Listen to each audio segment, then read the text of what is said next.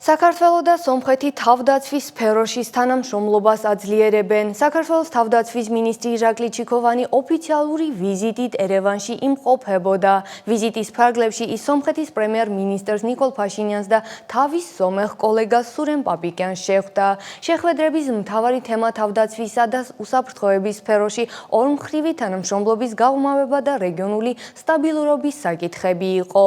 სომხეთის თავდაცვის სამინისტროში გამართულ შეხვედრისას მინისტრებმა მაღალი შეფასება მისცეს ორ ქვეყანას შორის არსებულ პარტნიორობას, მათ განიხილეს შეარაღებულ ძალებში მიმდინარე რეფორმები და თანამშრომლობის ახალ მიმართულებებზე შეთანხმდნენ. სომხეთის პრემიერ-მინისტრთან ნიკოლ ფაშინიანთან შეხვედრაზე კი ხაზი გაესვა ორი ქვეყნისთვის სტრატეგიული პარტნიორობის მნიშვნელობას და ერთობლივი ძალისხმევის აუცილებლობას რეგიონში მშვიდობისა და სტაბილურობის უზრუნველსაყოფად. ორივე მხარემ დაადასტურა მსათყოფნა აქტიურად გააძლიეროს დიალოგი და ერთობლივი მუშაობა საერთო გამოწვევების დასაძლევად.